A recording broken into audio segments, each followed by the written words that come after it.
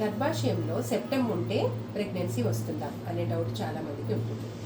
గర్భాశయంలో చీలిపోయేటట్టు septum ఉంటే ఆ సెప్టాన్ని తీసివేస్తే, అంటే సెప్టల్ రిసెక్షన్ కనుక చేసినట్టయితే చక్కగా ప్రెగ్నెన్సీ వస్తుంది. ఈరోజు మీకు ఆ పేషెంట్ని చూపిస్తాను. నేను doctor Rajani Priyadarshini, fertility expert, Rajani fertility centre, ప్రేనియా హాస్పిటల్, కరీంనగర్. తిరుమల నీకు గర్భాశయంలో పొర ఉండే కదా, పొర తీసాక మనము మళ్ళీ ప్రెగ్నెన్సీకి ప్లాన్ చేసాము. దాని తర్వాత ఇప్పుడు ప్రెగ్నెన్సీ వచ్చింది కదా. సో ఇప్పుడు 9 వీక్స్ ప్రెగ్నెన్సీ. చక్కగా ఇప్పుడు చూడండి, ఈమెకి పొర తీసాము.